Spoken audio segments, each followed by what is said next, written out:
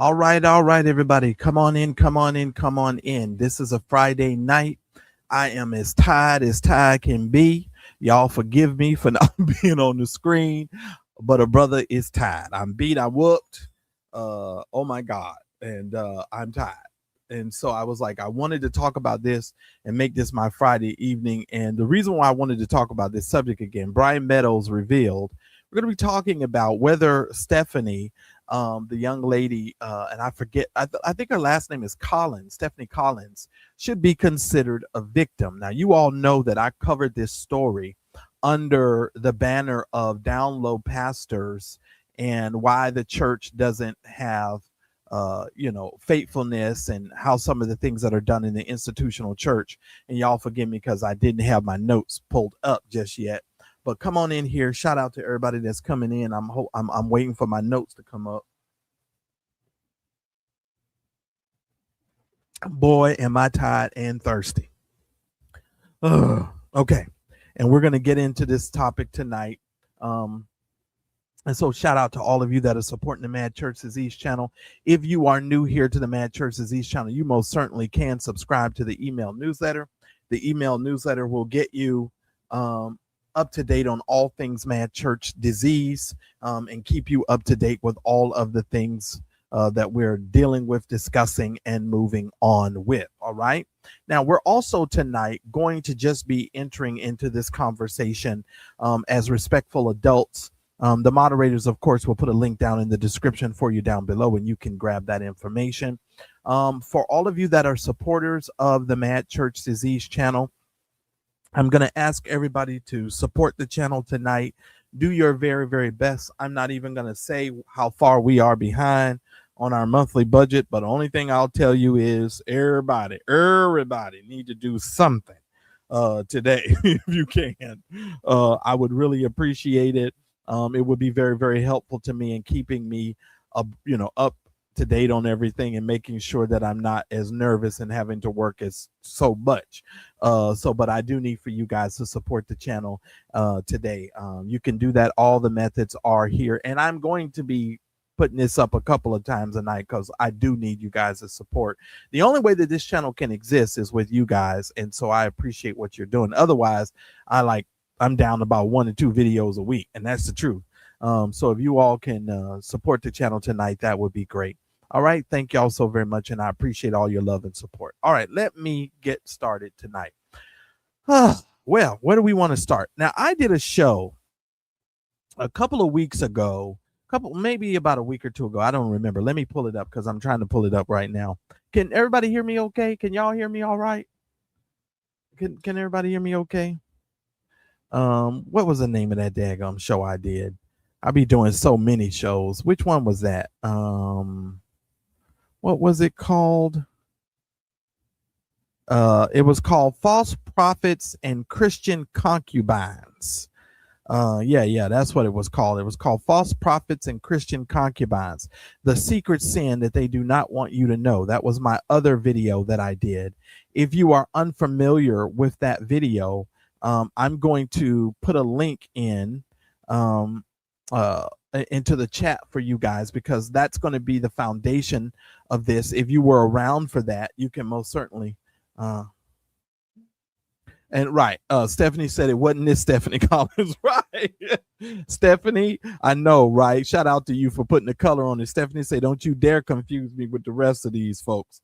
But there'll be a link in the chat for you to revisit the first video where we broke this down, talking about false prophets and Christian concubines. But I wanted to go over this subject again tonight because, believe it or not, you all, and I'm going to be reading some of the comments from my Facebook page, because my Facebook page has been going off ever since we posted about this story. I kid you guys not. These people have been going ham on, I think right now it's probably the most, and I should go look, it's probably the most interactive post right now that we have on our Facebook page. Now, listen, Ann done already said, I don't really think she was a victim. All right, Ann, because I got some questions tonight, Ann, and I really do. We're going to have an adult conversation here tonight. And so let me just simply say to all the grown-ups, I need for you all to have your grown-up on tonight. And if you disagree, just disagree. We can disagree without being disagreeable, right?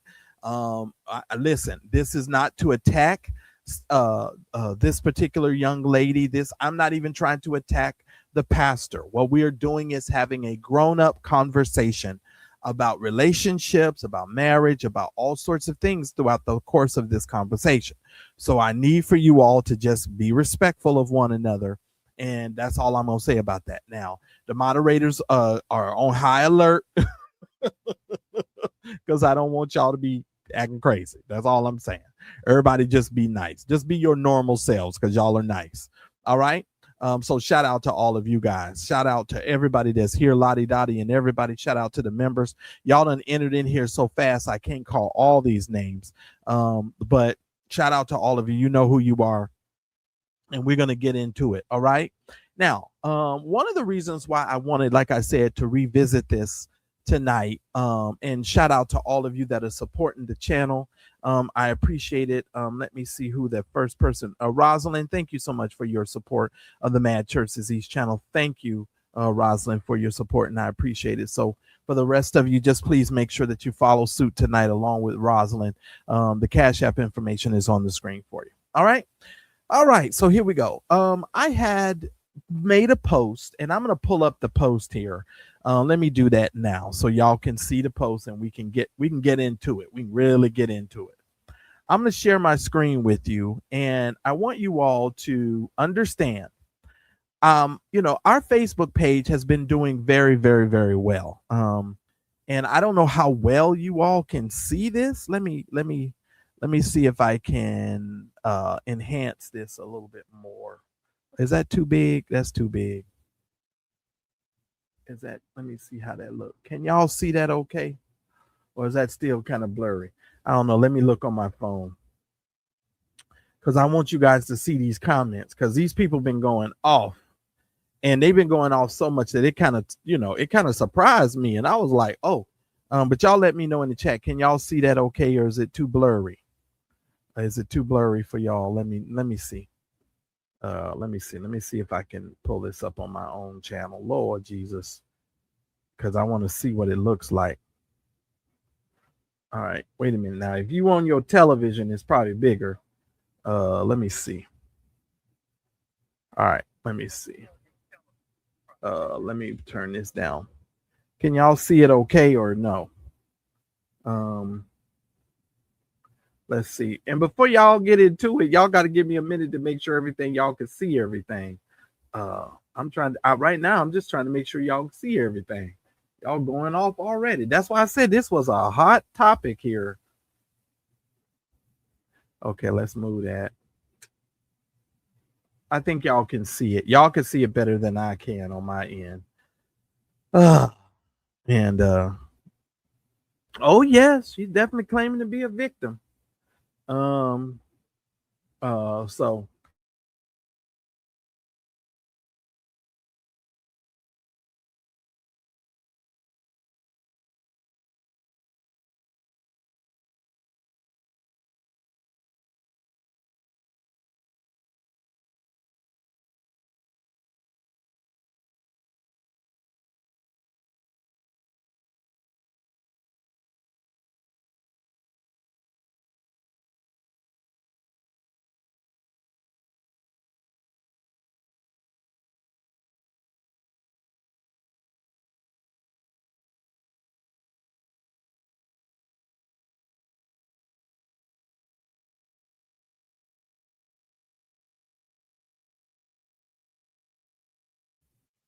I don't know why there was no sound.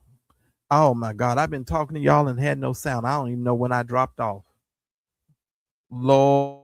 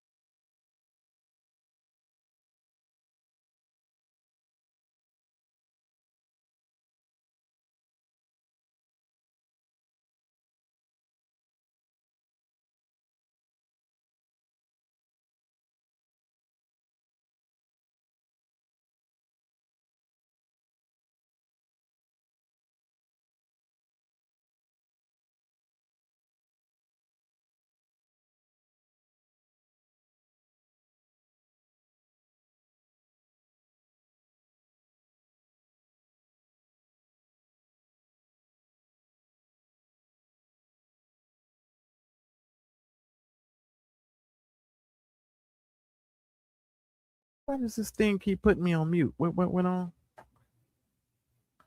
You told me to stop. Okay, I'm stopping.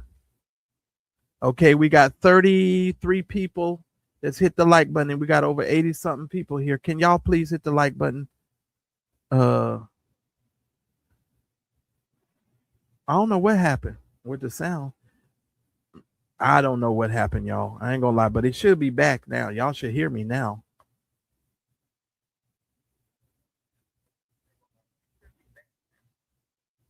Somebody said, wait.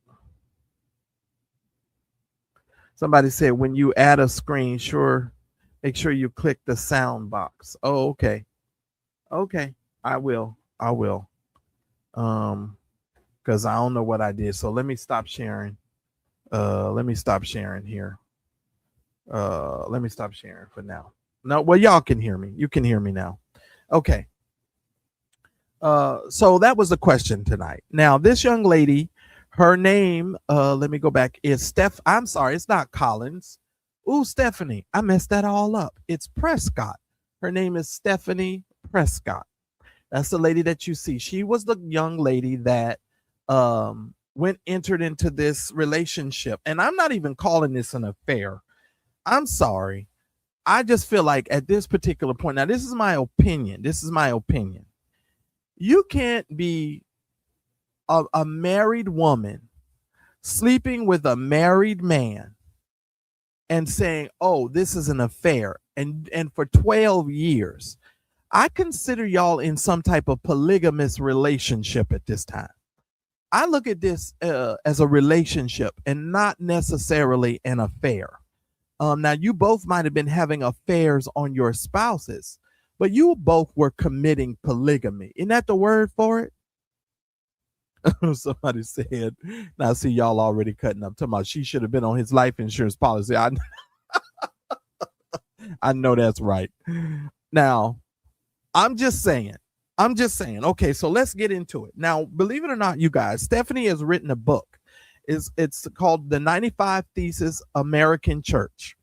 And it is the title is The 95 Thesis American Church, the Confrontation, Spiritual Abuse, Idolatry, and Mass Deception. So she has actually written a book, okay? And she's calling it The Confrontation, Spiritual Abuse, Idolatry, and Mass Deception. All right, now here we go. Now, normally I don't give you guys my opinions on this. Now, when I first approached this subject, I kind of felt like, and I always say this, when you have a pastor or a leader that commits this type of a relationship with another member, it's because the pastor is in the position of power, right? He's the one with the authority. He's the one that has the spiritual authority. He's in the position of power. So normally my initial response is always to put a little bit more weight on the pastor's responsibility other than the member's responsibility. Now, many of you are going to say what a lot of people were saying in the chat over on Facebook. She was 18, 19 years old, I guess, when she became a member of this church, right?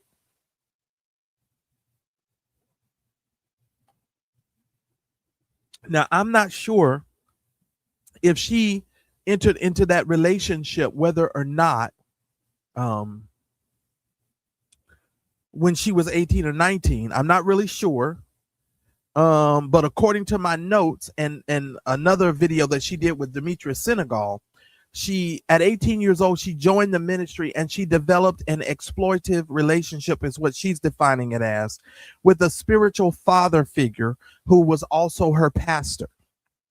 Now, here's my thing. At 18, 19 years old, 20 years old, okay, let's back up. Let me ask some questions first. Even though she was 18, she was still grown, right? And well, none of them are ashamed. I mean, let's just, he's not ashamed and she ain't neither. But I'm gonna get there. Y'all just give me some time here. At 18, she goes into this church and she develops, according to this, a relationship with him. So we'll say it was at 18. But they were in this relationship for over 12 years. I want you to understand the dynamic here. He also married her to the husband that she married. She also married somebody. Okay. Now, she is saying that despite her intelligence, despite her theological training, she experienced a level of confusion and trauma due to the abuse and the manipulation.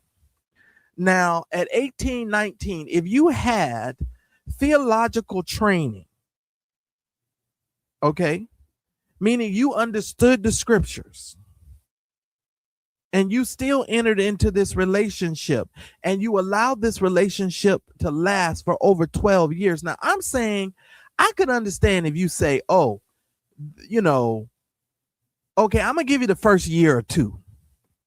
I'm going to say, yeah, because at one point she moved into his home, right? Her, I guess, and her husband was living with this guy at one particular time, him and his wife. So they had moved into his home. So he had, closer access. I didn't want to say easy access. And I'm gonna go with you, April, on that because, it could have just been her naive, being naive. Daryl. It could have been, her just being naive and her being young. But something about this screams to me. Now, I'm just saying, these are two people who are grown who entered into this. And not only did they enter into this after, they entered into this situation with them being married. They continued this relationship and hid this relationship from the church. Now, she's defining this as the relationship involved boundary violations. She's saying she was psychologically groomed. And she was saying that she had had exploitation for over 13 years. Because I put 12 years, but she's claiming 13 years. And the people on my Facebook page was saying, "Oh no, we're not going for this." Okay, the people on the Facebook page was like, "Nah."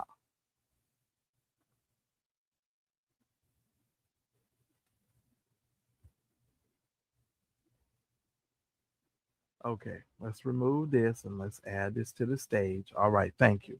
The people on the Facebook page wasn't having it. The people on the Facebook said it's hard. Wait. It's hard to believe what they say when you see what they do, but put your trust not in man, but in the one who is the truth, the life, and the way. And we get that. Yes, yes, yes. And then they got into a fight because, that's what people do on the internet. It says somebody said he was seeking a parallel with the disciples or 12 years a slave or however that blues song goes. So because he was in the relationship for 12 years, just like some of y'all said in the chat, it was almost worse than 12 years a slave. And I think I said that in the other video because all of this so-called psychological grooming and all of this stuff, it just seems very calculating because, and let me tell you why I say that. It takes a lot of effort to go into a relationship like this. You just don't fall into a 12-year affair. It takes planning, it takes hiding, it takes scheming, it takes scamming, it takes you not being honest with your spouses. You understand what I'm saying? So it takes a lot. It's a lot of stuff that you have to do. We only have 46 lives, 46 likes, and 103 people. Can I get to 75 likes, please? Can y'all please hit the like button? Please hit the like button, ladies and gentlemen. This is a Friday night, and I'm coming in hot. Can y'all please hit the like button, please?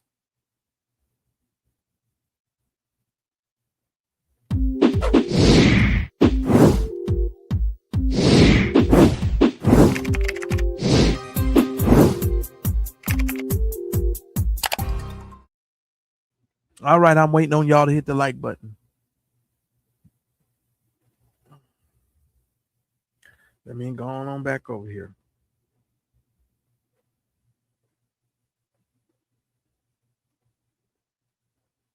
All right, y'all keep going. I'm waiting on y'all to hit the like button. Can I get 12 more at least of y'all to hit the like button?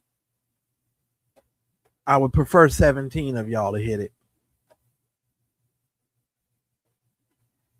Let me see what y'all are saying in the chat while we waiting on these people to hit the like button.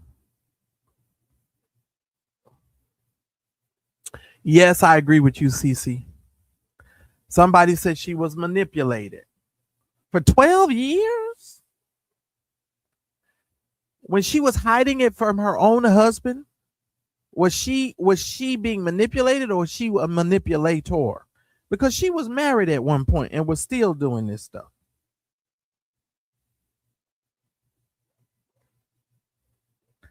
All right. Sindar says yes. Okay. Uh-huh. All right. Can one more of y'all hit the like button? Thank you. Thank you. All right, y'all. Thank y'all so much. I appreciate it. And continue to hit the like button, ladies and gentlemen, because it just helps me so I don't have to stop. All right. So here's what they said. They said she's not a victim, but a willing participant. I'm so tired of the people not being held accountable for their action. 12 years is a long time to be a victim. And the more I thought about this and the more I processed this, the more I kept saying to myself, I don't know if this is complete victimhood here, because she was also married. She's also married. So I don't know if we can just, discredit the fact that, she was not a willing participant in this.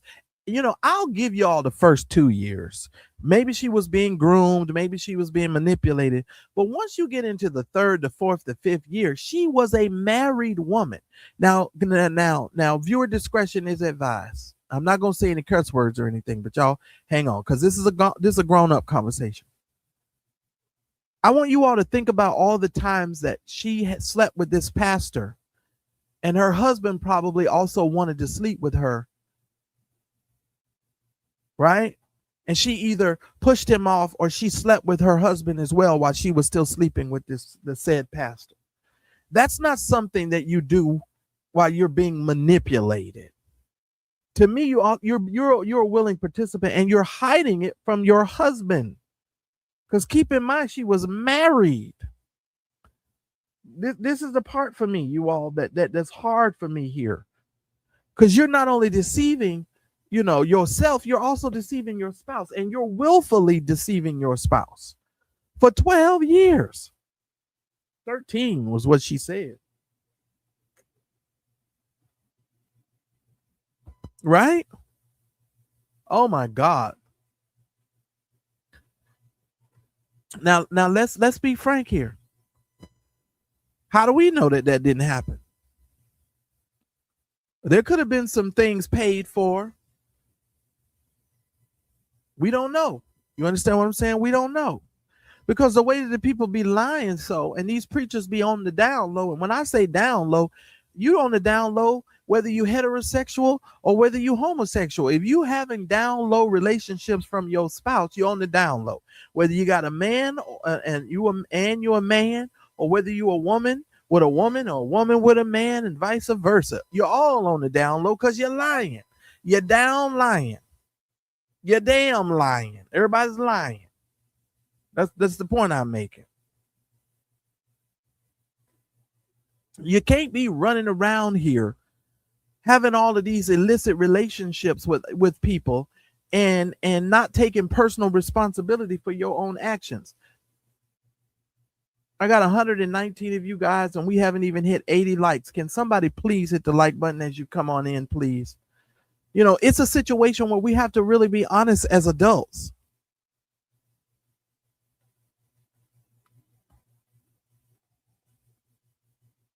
We have to be.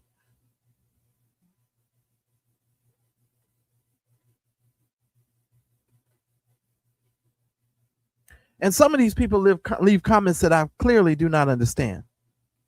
Somebody said, like Elijah Muhammad, all those babies and had them. Yeah, absolutely.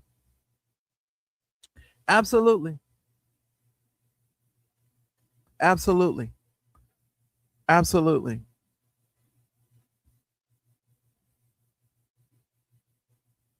Well, and I agree with you, Breezy. I just think for me, I just have a very tough time with calling her a victim at this point, right? And I'm gonna be honest with you. Um, and I'm gonna invite Sindar, if you want to come up and give me your thoughts, you definitely can, because I really wanted to have a discussion about this. And I'll drop a link so that and Regina, if you want to come up and give me your thoughts on this as well, because I really wanted some other people's thoughts on this, because I'm gonna go through the comments, but I'm gonna be honest with you, I'm having a tough time calling her a victim. I really am. I'm having a really tough time calling her a victim. I'm having a really, really tough time. And we're gonna read through the comments. I just ain't got over there again. Y'all give me a second.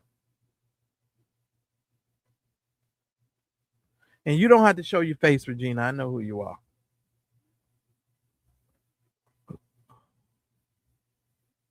Somebody said the wife, I would have ended it. Well, yeah. Yeah, for 12 years. And I think this guy, this Meadows fellow is so narcissistic. I think that he's probably narcissistically love bombed his wife in order for him to stay in this relationship, in this marriage. Because when you listen at him sort of try to explain away himself,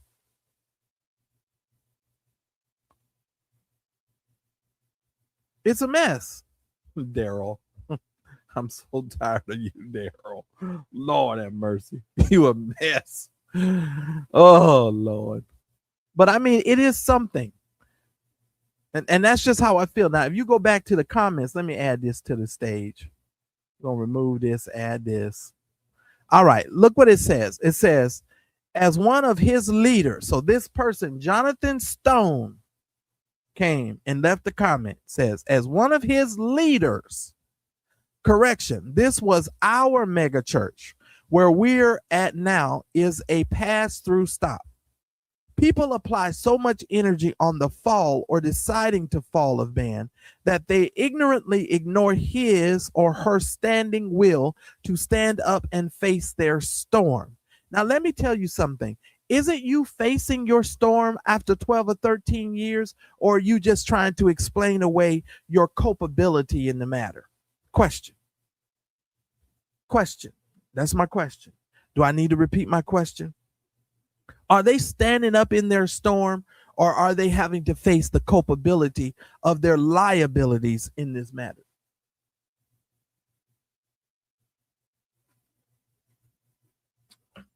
I think that's a legitimate question. I think it's a legitimate question. He was very manipulative. If you guys go back and watch that video that I did on it, you'll see the manipulation and you'll hear the manipulation. At one point, he tells the audience, he tells the interviewer, he said, well, if I'm a plumber and I come to your house to fix your plumbing, just because I've got faulty plumbing at my house doesn't mean I can't fix your plumbing. Something to that effect. And that set one of my moderators off. She was talking to me about 2 hours about that. I mean, she was a man. In that private conversation between her and I, let me tell you something. She lit his butt up. And I just let her talk, because let me tell you something. She's a married woman and she was upset. Darielle, hit that link. I need you to hit that link. Yeah, because I need to know. I'm asking, and I'm asking questions that nobody's answering right now. Because that is a legitimate question. Okay, hold on. Miss Regina. What up, my friend? What's up? How you doing?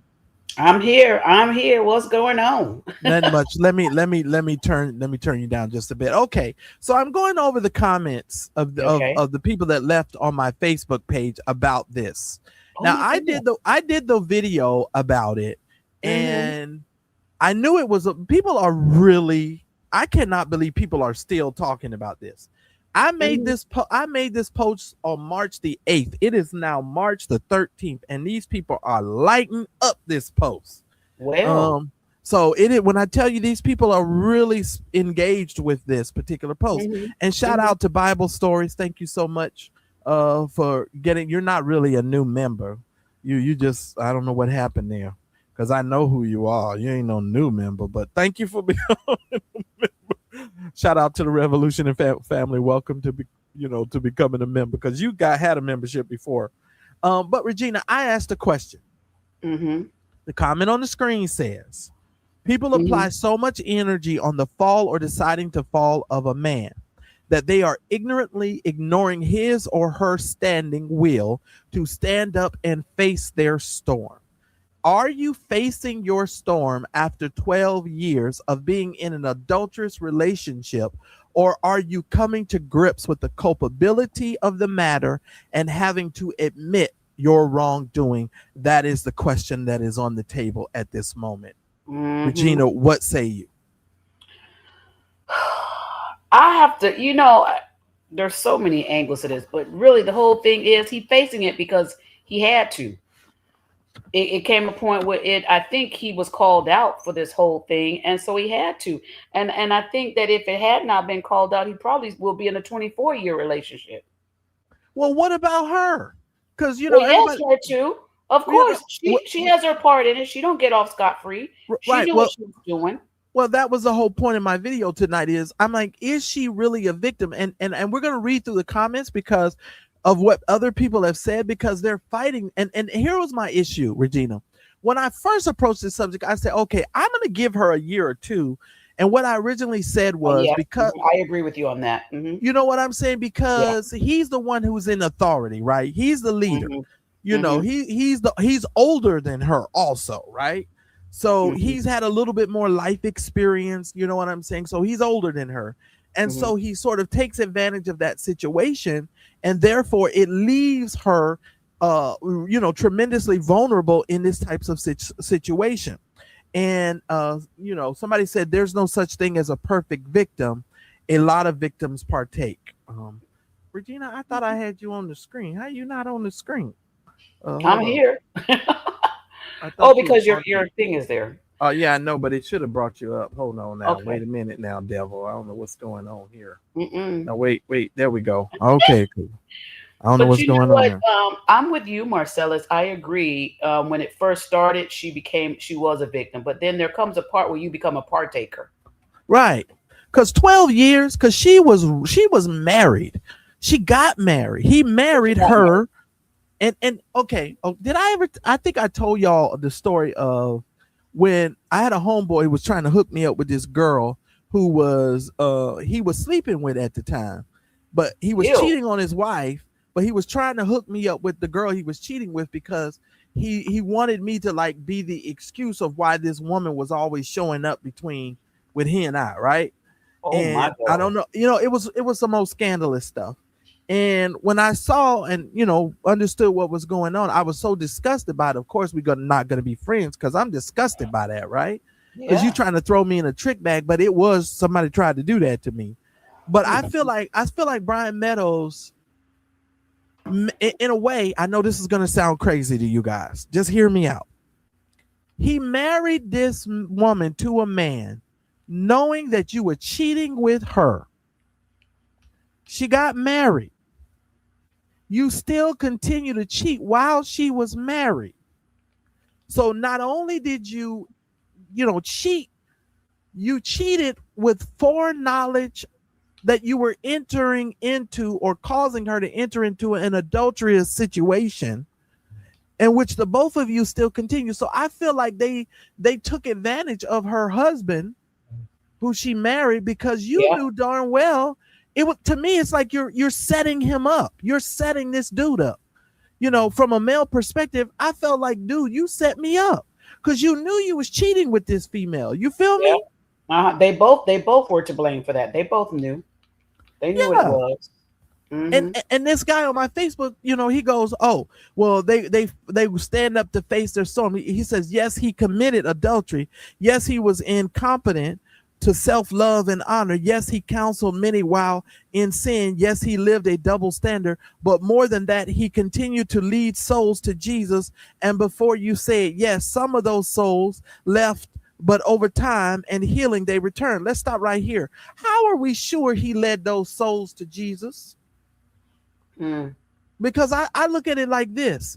If you're in sin and you're in willful sin, as their leader, as their shepherd, are you really making them twice the son of the devil as you? Because you're laying hands on them and putting that thing over them, because the anointing that's supposed to cover your life is supposed to cover the people's life. So are you not giving them a tainted relationship, a tainted anointing, a tainted calling? I mean, that's the way my mind works when it comes to this. Because if the anointing flows from the head down, Regina, so in my opinion, so does the willful disobedient acts of the leader. Yeah, it's almost like witchcraft. When you put your hands on somebody, you don't know where those hands have been, and they could be speaking one thing but laying something else. And that's why people have to be very careful about people with this touching thing, as far as saying they're going to, touch and speak things over you and so forth.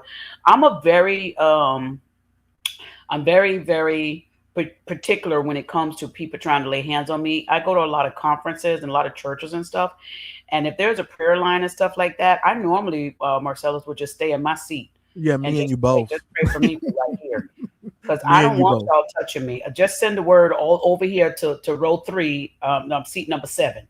Right. I'm not walking up front anymore. And I learned that from a very good dear friend of mine. We had went to a conference, and the people said, we have our prayer partners up here. Y'all come up here, and they're going to pray for you and lay hands on you. And I stood up, and my friend snatched me back down in my seat. And she said, we don't know them people. Right. She said, you're not going Absolutely. up there. And I said, well, I need prayer. She said, well, ask God right here in your seat. She said, because Absolutely. you go up there and you stand up there and somebody lay their hands on you, you don't know what they did with their hands before they got to the front. And I was Absolutely. like, my God, today. And I learned a very valuable lesson. And although we are wanting to see Christ really, really, really, a lot of people out here, they want God and they feel as though a touch from man is going to get them God. But what you have to understand, that's the natural thought of what a lot of people think. But there's a spiritual realm out here that is real. And a lot of things, if God would open up people's eyes so that they could actually see what's going on in the spirit realm, you would be amazed at some of the people that you are allowing to lay hands on you and what's flowing through that touch. Absolutely. Especially when some of these preachers believe in all of this mysticism, third eyes, I mean, they believe in all sorts of things, and I'm not Yeah. saying any of those things are wrong, but here's what I'm saying. You don't know what these people are believing. You don't know what kind of spirits these people are praying to. You don't know what's going on. Now, Yeah. he goes on to say here, when God gives us time, he's given us grace to correct time. Regina, you can't correct time.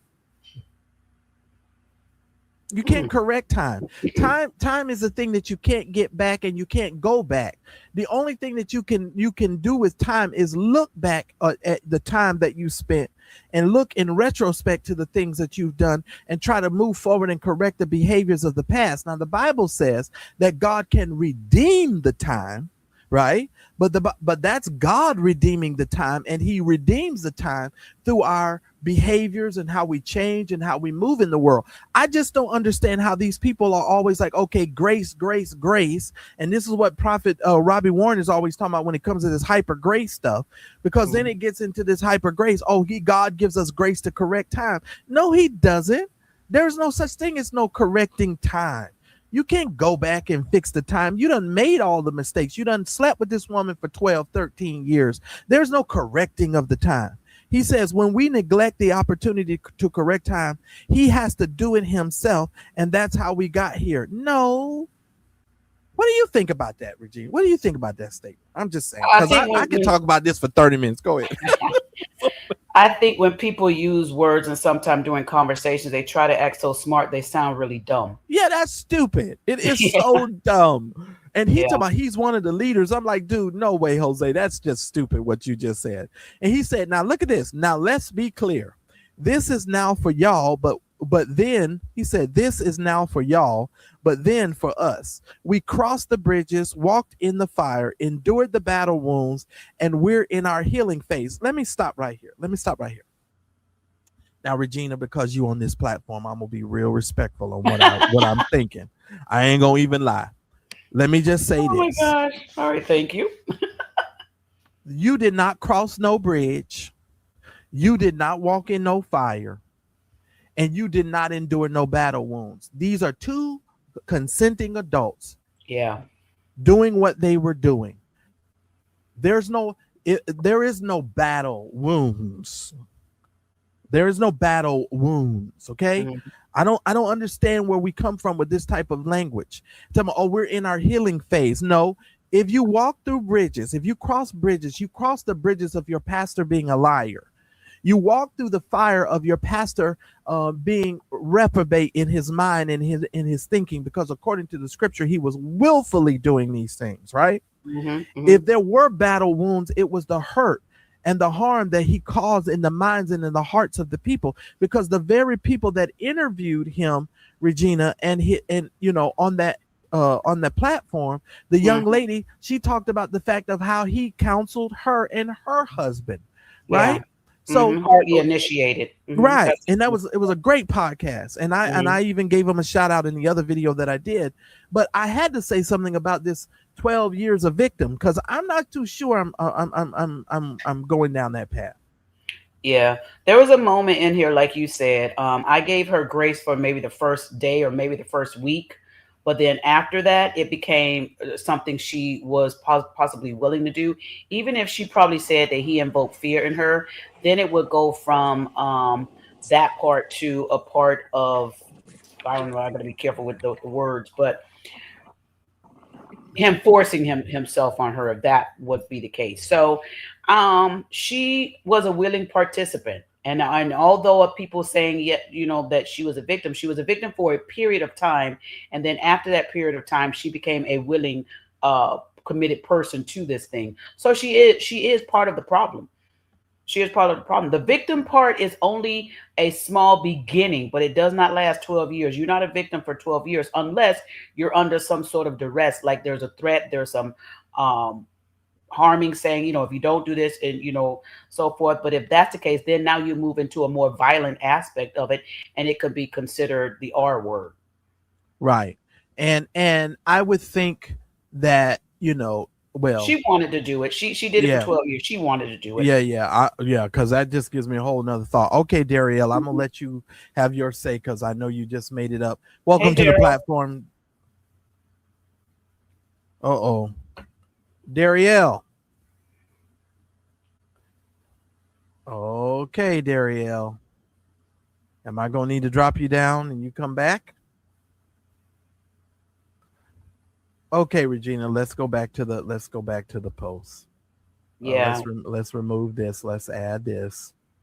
I think he's got to come back. Hmm. All right. He's got to come back. There he is. Darielle, can you hear us? I'm here. Can you hear me, y'all? Yeah, we Yeah. can hear you. Go Sorry, ahead. I was out and the connection was bad. What's going on, Regina? Hey, Daryl, how you doing? I am good. I've been enjoying your commentary the Well, last thank you, couple. my friend. Thank you. Yeah, I loved it. So I had to hop in because I was listening to everything that you guys were saying, and you cannot. Here's my statement. You cannot be anointed and have dirty hands. So I'm just listening to everything that Brian said and the young lady, and it's frustrating because there's a lot of ministers that act like this because they feel that even though they're dirty, they still anointed. That doesn't make any sense. If you're Mm, dirty, you're dirty. that's right. Well, You know what I'm saying? but I think Darielle sometimes, and Prophet Robbie Warren was talking about this today when he was discussing Brian Carn, because they are giving him heck over Brian Carn and his Um, commentary about Brian Carn. But the only thing I'll say is this, you know, it, like you said, if you're dirty, you're dirty. If you did it, you did it. Now, if you look at right. this, if you look at this guy's comments, because we're going through the comments today, that's what we're doing tonight. It Okay. says, he says, so don't be fooled into thinking this just happened because it's 2.5 years old, as if, that's supposed to make us not even have a conversation. And this is why I don't like church folks. They get on my nerves. His family, ministry, and Pastor Stephanie and her family is 2.5 years into the new. We don't care. We But they don't got to do care. anything. That has nothing to do with anything. It has absolutely nothing to do. And then he says, now here's how he gets super religious. Watch this. One thing about a tree is as long as it's planted in the ground and its roots are planted into the earth, it will never die. Yes, it will go through seasons of change, but in the right season, it will bloom. We love and defend the man of God. He is today because the man of God in which this post is referring to is dead and now living and walking in alignment with God. Well, I want to say this first of all: a tree, even though it's planted and the roots are planted deep, it will die if it gets something that's poisonous and venomous that will take it down. Absolutely, absolutely, and I agree with that. And that's what 1000%. happens. Let me That's take what this. happens in people with their faith walks as well. They think they planted, they think they're strong, but then something venomous comes in and then to take that thing out. No matter how strong you think your root is, if you don't keep yourself protected spirit wise, no matter how strong you think you are, you get a little venom in you and you let that thing fluster and go throughout your system, you gone. So him trying to use that tree analogy, no. Mm-mm. Right. Every Go ahead, strong Dario. tree can be taken down by Let some me add bad a venom. Can you guys hear me? Yeah, Yes. yeah. Mm-hmm. A little bit. Okay. So when I was a little kid, my aunt had a pear tree in her backyard. And for years, the pear tree was beautiful and blossomed. When you went into the tree, the pears were all moldy and like flat because they weren't growing. So that whole tree ethology or whatever it is, we ain't talking about a tree or a plant. We're talking about salvation. We're talking about the body of Christ. So you Right. can be a tree planted, but that doesn't mean you're sowing good ground. And it doesn't matter if it's like it looks like a tree, but it's Okay, Dario, you're sounding like Max Hedren. You got some distortion going on. okay. Let me call Okay, I couldn't hear a word he said. Uh, I let like me just. his tree. I like his tree analogy, though. You know, the tree can look beautiful, but it can bear bad and ugly and nasty and no good fruit. Come on, Daryl. That's a word right there. But you know what? I'm gonna keep it 100. That's how I look at dating. Some of these women be fine as heck. But when you literally start digging deep into them and asking the right questions, you realize, oh, you're a beautiful person, but you're rotten to the core. Just as nasty on the inside. And I'm sure for ladies, it's probably the same with you guys. You be looking at a dude, you be like, oh, this dude is handsome. And then you start talking to him, you be like, oh, I better run from this situation. You Because mean like I the ain't man lying. you talking about, right? This pastor you talking about. Yeah. But you know, the crazy part about this, what I don't like about his statement is, and this is the thing about church folks, and let me just bring that back up. It's Mhm. making excuses and over spiritualizing something when we just need to address the core issues of the matter. I hate when we try to make all of these things so super spiritual. This is a man and a woman who was in a physical, intimate relationship all while being married. Both of these people were married. Mhm. Okay, they had no business doing this at all. And I'm saying that maybe the first year or two, I will give her, maybe she was manipulated, maybe she was a victim. But when you get into year number 3, 4, 5, 6, 7, 8, 9, 10, 11, 12, you're talking 12 years. Yeah. It goes from innocence to intent. Yeah, it's incredible. Mary, is this you? Mhm. Yeah, it's me. Okay, all right. All Hey, right. Well, you Mary. Hi, Mrs. Regina. How are you? Good. How you doing? I'm doing good. Over here trying to comb my hair. well, you know, they done lit this post up, Mary. So I had to get in here and talk about these comments because these people going off. This post is still active to this day. And I made this well over, I don't know how long ago. So this thing says, let me go down here. Somebody said there needs to be accountability on both parts. The woman knew he was married before the S started, and y'all know what I'm talking about. Why did they subject themselves to this kind of misery and abuse, as they called it? Okay. Now this thing got over 14 replies. And I said, and I told him I was thinking about the same thing. Some of these people are in these things for 12 years and 14 years. At some point, you become a willing partner. And that's Yeah. what I said. At some point, you can't just say, oh, I was victimized and I had so much trauma. And ladies, God, because I got these ladies up here, I can't say what I want to say. Because I Nah, say it with your chest. What you got to say? no no Say it no with your no chest. y'all y'all put y'all fingers in y'all because I know this kind of energy is it's a different type of energy. But I'm sorry if I'm poking you to death. You're not being a victim. You understand? Because let me tell you something from my perspective.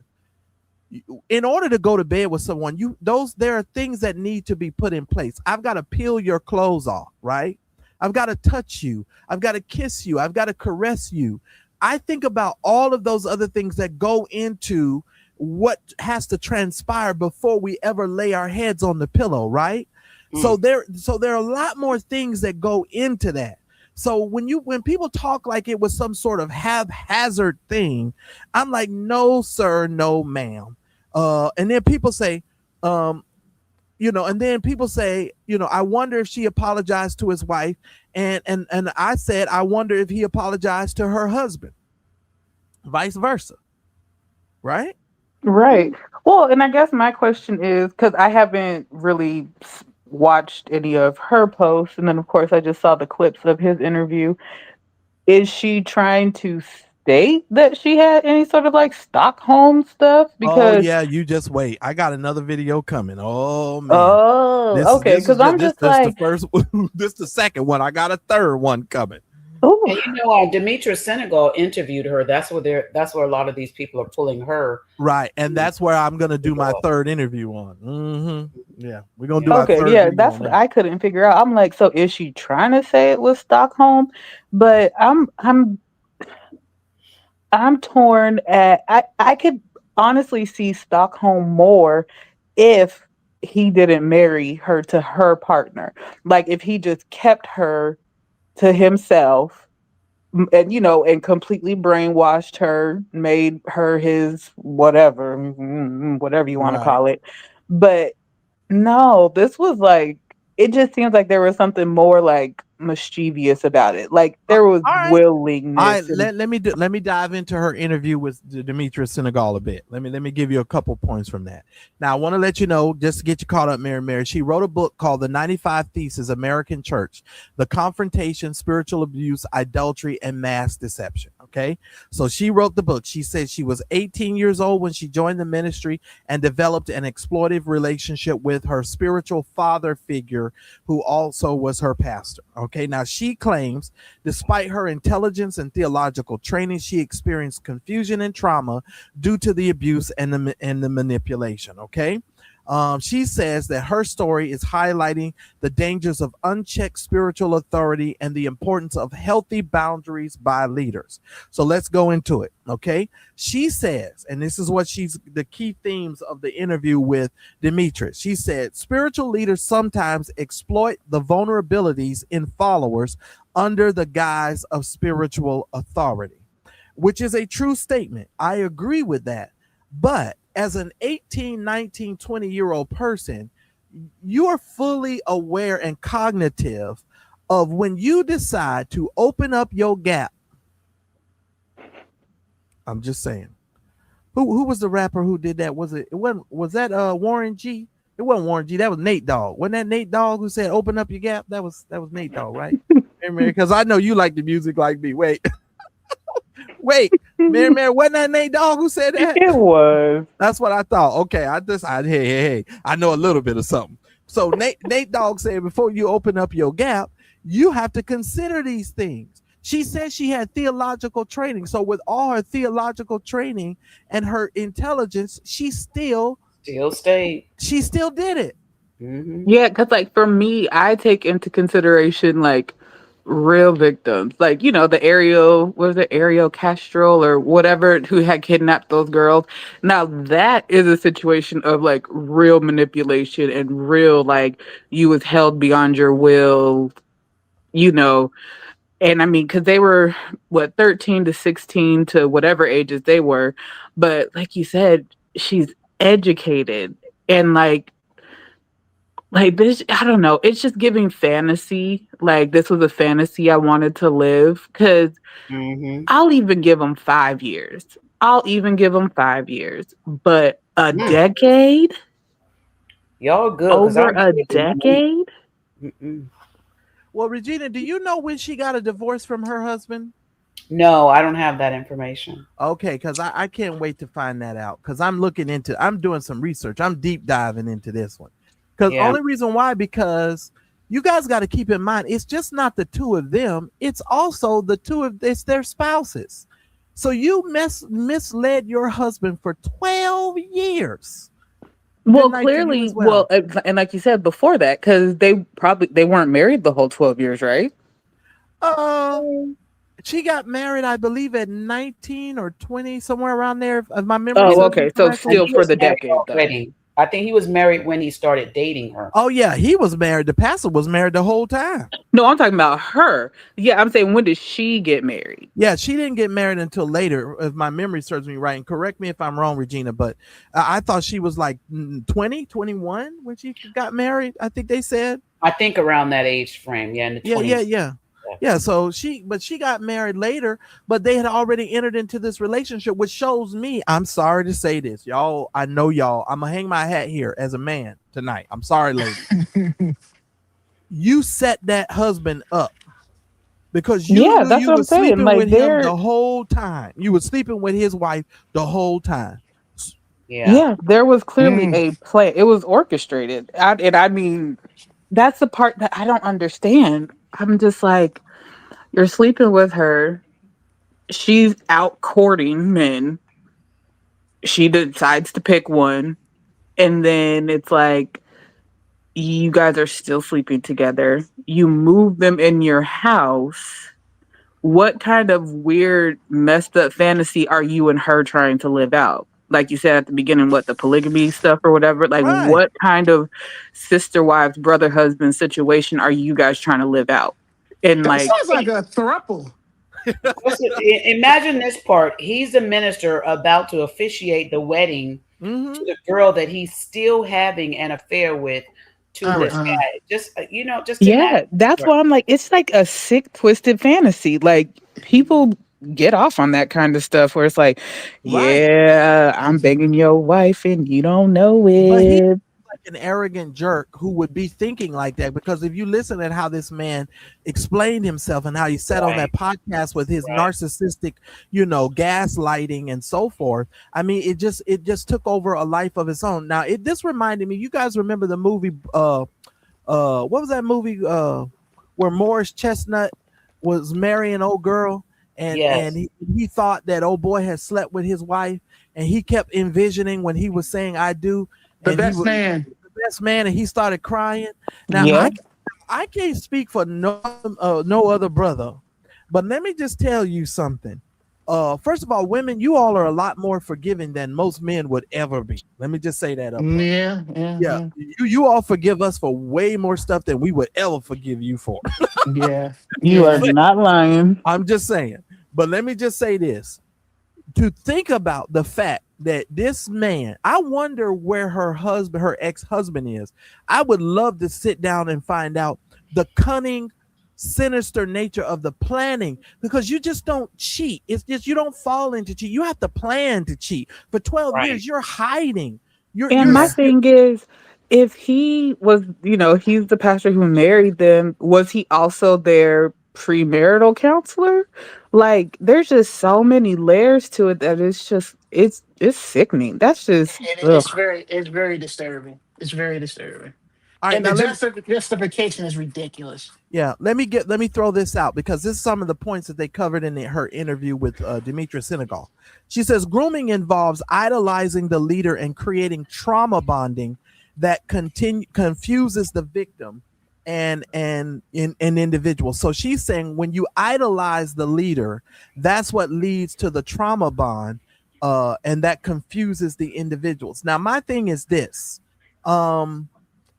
I understand on some level that you might have had some trauma in your life. But you all help me process, how does your trauma bond allow you to lay on top or underneath someone? what triggers in your trauma bond would help you to elicit into this type of relationship? Or do I not understand trauma bonding? I mean, I think it's convoluted when it comes to trauma bonding, but for one, not that they need to divulge all their past, what type of trauma is it? And why? Because it makes you seem like if that's their resort, that they have to be sleeping together in order to heal from their trauma and bond through their trauma. It's like, okay, no, maybe you guys should be seeing a therapist out, like, put the Bible down, put some of the spiritual stuff down for a little bit, come to the mundane world and go seek some psychiatrist or a therapist or whatever. Because if you want to blame trauma bonding and some sort of mental whatever as to why you guys, clung to each other, how can you still justify marrying someone else up under him? Now, somebody is alleging in the chat that he picked the husband for her. He had to have. I did hear something like that too Wait, what? online on social media. He Someone like had that. to have. Mhm. Listen here, Darielle. I'm just saying, man.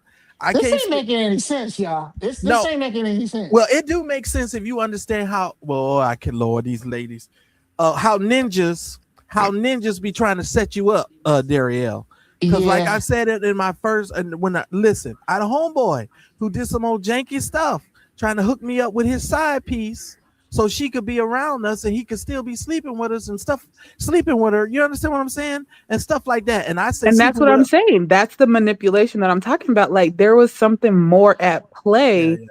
Like, for them to be sleeping together, they get married up under him, probably did their premarital counseling. Like, it was all in trauma bonding or whatever they want to call it. Like, it was all a mental play for him. And I think, I don't know, was it you, Marcellus, or was it someone else who was like, he goes on this podcast and he's trying to justify this, that, and the third, but he's just throwing it in his wife's face more and more and more because he's going to be going on Mm-hmm. tour, right? Mm-hmm. Yeah, that's what I Doing said. his And one man show, I think it is, or something oh like my god! And this is his second one man show about this that. stuff. Hmm. This is the second one. Not show number one. This show number two. I'm just Yeah. saying, ladies and I'm gentlemen. starting to think that some of these anointed brothers have mental issues and they're hiding it in disguise of being anointed, quote unquote. Because this But don't make any sense. are they anointed, or are they just appointing themselves? They're all self appointed at this point. Hmm. All right, so let me go on. Here's what they said. I'll get back to the comments in a second. They said in there that the imbalance of the power in the spiritual father slash daughter or pastoral relationships can lead to abuse, which we all know. But first of all, let me just say this, and I'm gonna come to Regina first on this one. Regina, as a pastor, as a leader, part of my issue is all of this spiritual father, spiritual mother business. Right. I first of all, when I look at Matthew chapter 23, when the scripture talks about the fact that you're not supposed to be running around here calling nobody your spiritual mom and your spiritual daddy, because it's actually in the Bible. It is. You're right. It's actually in Hmm. the Bible. So I am my first line of defense is, why are they always trying to get these people into this father mother type relationship? Because sometimes the spiritual mother be younger than the person that they're supposed to be mothering, if you understand what I mean. You understand what I'm saying? You the spiritual mother for a 62-year-old lady. You understand what I'm saying? Like, the dynamic of this is weird to me. So what do you say to that, Regina? I do say, and that parable is in the Bible, when it's fact. We should not be out here calling people our spiritual mother, spiritual father, and stuff like that, because there's a lot that comes along with that. Because when you actually try and put somebody as your spiritual mother or father, then that almost means that you have this submissiveness to them. Hmm. It's almost to the point where you cannot tell them no, because how often will you tell your mom or dad no? How Correct. often will you give your mom and dad pushback?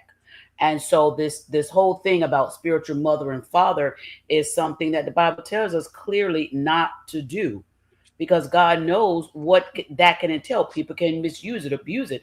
I'm not going around telling nobody you my spiritual mother, my spiritual father. You my spiritual friend. You may be my spiritual pastor, but you're not my spiritual mother and father. I have Father God Almighty, and I have my own parents. So I don't agree with anybody going around here saying this is my spiritual mother, because to me it feels as though you're saying they are above me and I have to do what they say no matter what they say. Yep. And I'm not in that realm. I don't rock like that. Mm-mm. Mm-mm. I definitely think there's an imbalance of power there. So let's go on. They talked about the fact of this. They said, well, let me go back to the comments. All right, let me go back there. And I promise we're going to get through this tonight, y'all. This thing has me going. Somebody said there is research on the topic of grooming and abuse. He started grooming her when she was 18, 19 years old. I understand that dynamic. I'm not saying that is not something that cannot be done. Somebody said a single man or married man having a female co-pastor is crazy first. That's how some Mary thinks you shouldn't have a female co-pastor at all. I don't know what it is about women that drives some people so crazy. They don't think women are capable of doing nothing. But that's just my opinion. And then they say, oh, now it's abuse after 12 years of screwing. Maybe he made promises and didn't keep them. Which some people can typically do. Somebody said, after listening to her testimony, I'm not sure if this is abuse. Right. Yeah, Marcellus, you gave her what, a year or two? Mari said 5 years. I gave her 1 week, because after a week, you know better. I don't even go into a month. 1 week, you know better.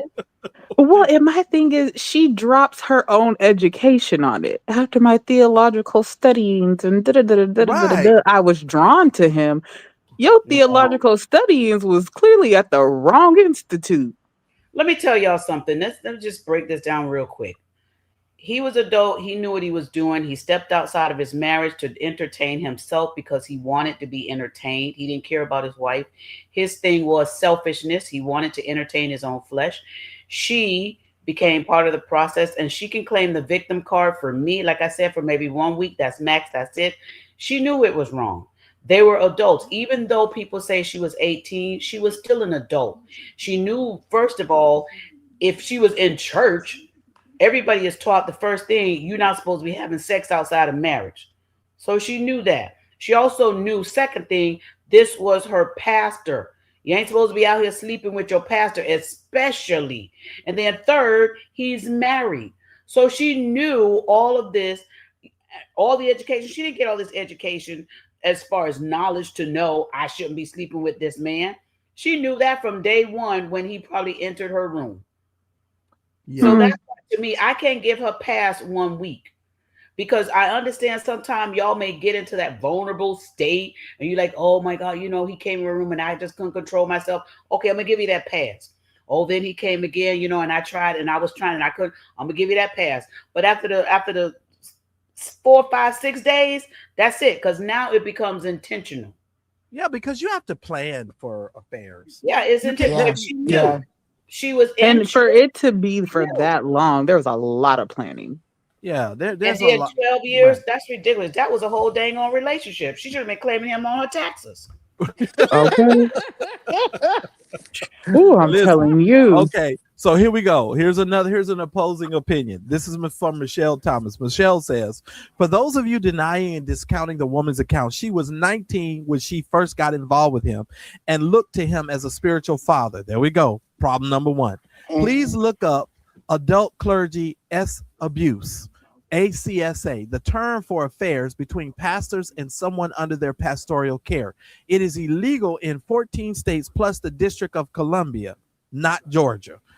From the article, pastors who turn their S contact with someone under their care as affairs minimize the power dynamic of spiritual authority, says Kate Roberts. She is an attorney representing survivors of SA abuse and the co-director of Restored Voices Collective. The pastor who violated the congregation's trust in some way, it is in their best interest to be able to frame it as an affair because it enables them to escape accountability. For the fact, now that's a point, for the fact that they have actually engaged in the abuse. So do you think that Pastor Brian Meadows labeled this as an affair so that he could escape being held accountable for the initial abuse of it, because I think all of us have come to a conclusion that in the beginning there had to be some form of abuse because he was the person that was in authority or spiritual, leadership. Yeah, he probably could have gotten away with. He probably could have been charged maybe if it was under the 12 year, but dang on 12 year mark, I would like to be the judge sitting on that thing and be like, really 12 years? Right, Mm-mm. like you did a whole bid. We got people who go to Right, jail for that long. You did a whole Right. bid. Not right. not you not you done turned a 12-year fair into a 12-year bid in the state penitentiary. Oh my God, that's funny. But listen, Dolores Rice said that wasn't abuse, that was good sex. She got some good day. Oh my God. She was My over. God, today. Listen, she was over there getting piped down. And listen, now the funny thing about this, in all seriousness, now this is the stuff I think about when I meditate. How do you go to church, Come on. lift up your hands, Come on. worship a holy God, stand in the presence of the congregation, being that you went into leadership and became associate pastor, which I think he did that to keep you even closer, right? Hmm. And to keep the charade going. How do you then not feel the presence of God and then get guilty under the weight of God's presence, knowing what you were doing? You understand what I'm Well, saying? here. Because I look at it like this. King David was crazy enough to send Uriah to the front line trying to kill somebody, right? Am I right? Mm-hmm. Y'all, Hmm. right? Y'all cool? Okay. And even though in his mind he understood what he wanted, so he was setting all of that up. So I look at this whole situation, even in this situation, this is all a setup. I think Pastor Meadows, and I'm sorry, this young girl, Stephanie, was in a situation where they set this up because you knew what you were doing and you set up your ex-husband. And Pastor Meadows, unfortunately, he done set up his wife and she's still there. God bless her, y'all. Right. Ooh, God Lord bless keep her. God bless her. That good D put that girl in a spell. She was under a spell.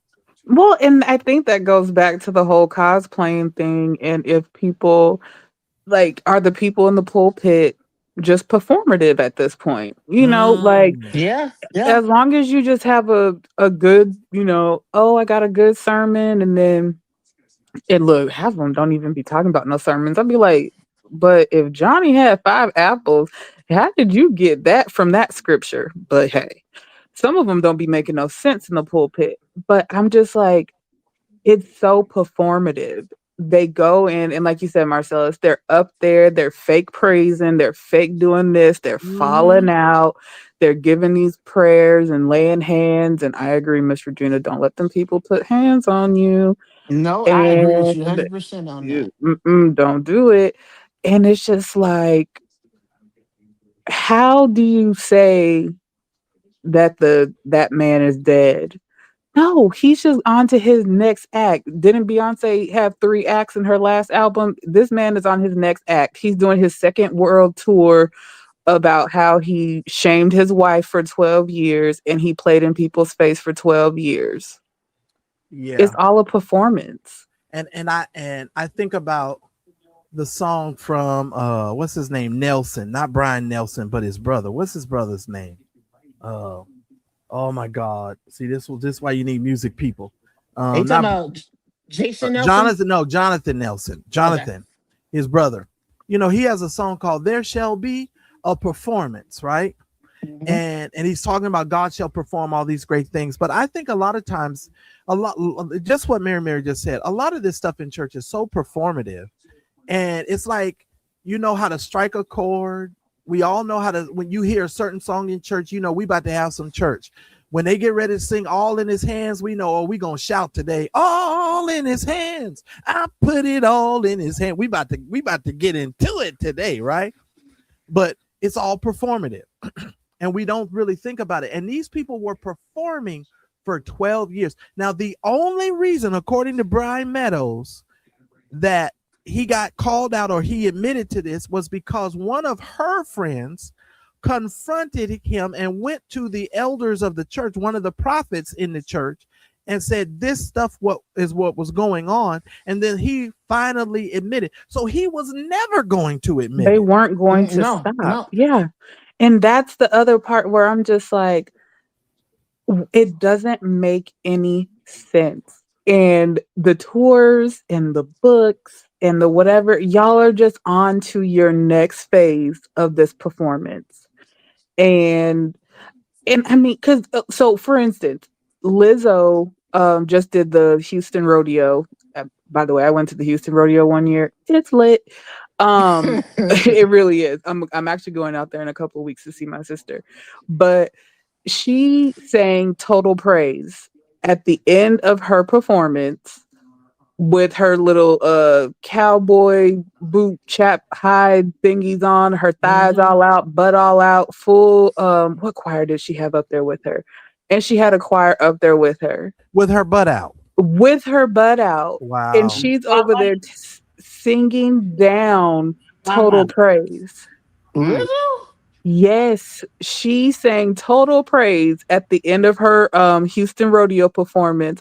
And I'm just like, at this point, I might as well just hear it from Lizzo. At least she lived in her truth day to day, and then she gave her praise. These people are over here living lies and being in deceit. Absolutely. Now, Mary, I hate to say this, but I agree with what you said, because that's one of the reasons why I be R&Bing it up over here. You hear me? I'm just saying. R&B, like, listen, at least we don't have no expectation for these people to live right. You understand what I'm saying? It's just okay. I'm gonna enjoy the music, going about my business, because we got a lot of these folks singing gospel and falling out of cars drunk, having all kinds of affairs. You know, the prophets is on the DL. I mean, all kinds of stuff is going on. And I'm not saying that that's any excuse, ladies and gentlemen, so don't get me wrong. But I'm just saying, I understand totally what Mary is saying. But Mary is my caveat to that. Do we kind of should? I think we've sort of lost our reverence, though.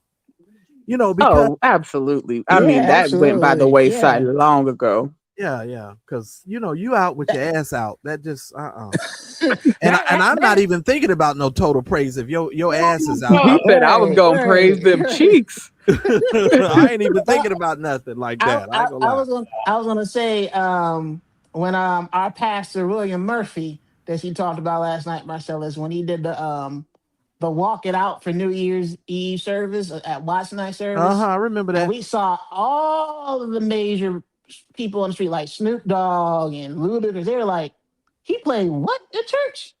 Right. Like that was how they took it. Snoop Dogg was like, that's not okay. You don't play that in the house. Like, they had more the street knew better than the church. Right. The street knew better to not play that in the house of God than we do. That's then what's his name over here talking about asses up from the pulpit? Mike Todd. Mike Todd he tried to steal Jensen Franklin's message, and he didn't. He failed. It was a total complete fail. Yeah. Mike Todd copies everybody's messages. If y'all don't know that by now, he steals all his sermons. If y'all didn't know that, he copy and pastes from everybody. Right. Yeah, he steals everything. And that's what happens when you typically don't study your Bible or you try to have some theological training. You just steal it all. He should just go to Hollywood and hang it up. Here's a comment. It says, James says, and this happens a lot. Now listen at this. My ex and I were having marital trouble, and I went to my then pastor for help, and he took the stuff I shared in confidence and used it to start a relationship with his ex. That was my fault in thinking that I could trust another man in the same flesh I have. His name is Gerald Johnson. Named him and everything. The pastor of the Faith Culture Church in Rapid. He gave the location. He said he dropped the pin. That's the location. Listen, I love when people do this because they like, I'm unashamedly gonna tell you who it was. Now, I don't know, but this is what the man is saying. But I'm just gonna simply tell you this: as a leader, as a pastor, I think you should never, ever do marital counseling without someone else being in the room, right? Mm-hmm. There needs to be two pastors within the room to offer this marital counseling. Now, if you're a man, you need to have another woman in the room when you're counseling this other woman. And vice versa. Everybody needs to start thinking and using their brain. But I believe that a lot of people are doing this because they go into it trying to take advantage of a lot of these people. Now, I know you guys don't think that these people are predatory like that, but I'm starting to, I'm looking at this, a lot of these preachers and a lot of this stuff that's being done, especially with all of these boy toys and all these people on the side. You all, this is some crazy stuff going on in Well, every pastor should not be a marriage counselor, even if they're a pastor. Just because they're a pastor doesn't mean they're qualified to be a marriage counselor. Amen. Yeah, I didn't even go to my own goddad for my marital counseling. Victor Curry is a pastor in Miami, big pastor down there. And I remember I heard him saying this. I was standing in the greeting line because it was my first time visiting the church. And he always wanted to meet all his visitors. And I was standing in line, and this couple that was in front of me said, "Hey, Pastor Curry, we would like for you to counsel us. We're about to get married." And he cut them off real quick. He said, whoa, wait a minute. He said, "I've been through some, problems in relationship. And I don't know if he went through divorce or something, but he said, I'm not going to counsel you." He said, "But I will refer you to somebody who can, and they're not even here." He said, "I will give you a professional marriage counselor." He said, "But I will not." And the lady said, "No, Pastor Curry, we want you to do it." And he said, "Didn't I just tell you I'm not qualified?" Right. And I got so much respect from him for when he said that. And the little dumb lady kept trying to push him. And he was like, "I am not qualified." And finally, the people had to just move her along. Like, aren't you listening? He's telling you he's been through stuff, and he's not going to step into an arena where he will do you an injustice. And she's still begging him to do it. It's ridiculous. But every pastor, just because you're a pastor, does not mean you qualify to give marriage counseling. Well, she might have been trying to set him up too. Because I'm trying to tell y'all, some of these people be doing things going into this situation knowing full darn well what they're trying to do. And I think that's interesting. Now let's go here, and I'm gonna be done in a minute, y'all. Somebody said he was 28, she was 22 when it started. Okay, and then somebody else left me a comment talking about, "Can I please stop talking about a man that sleeps with two women? That's more common than we all like to think." Let me see how I responded. I said, "This is my platform, and I speak about or post what I want. Can you please scroll past it? That would be helpful, because I'm sick of people coming on my post trying to tell me what to do. Go to your page and do what you want to do." Same way with these comments. I just had to throw that in there because I remember I did that. Go to your page. What did I say? Go to your page and do it, because I know exactly what these people be doing. And Can I also just add, though, just like how the word narcissist is getting played out, I'm getting so tired of grooming and everyone redefining grooming to fit whatever narrative that they want to push. I'm getting so tired of that word now, because at this point it's like you throw that word on it so that way you can say that someone was taught inappropriately, and someone, or in some people's minds, there's good grooming and there's bad grooming. Right. Exactly. Can we just throw away grooming at this point? I'm so tired of that word. And some people are using that word grooming as a defense to not be accountable for what their part is. Absolutely. And adults can be groomed, but I think that limits us to a certain extent. Okay. So here's what they talked about: culture and systematic issues in the church. They said there is a pervasive culture of minimizing or spiritualizing abuse instead of holding leaders accountable.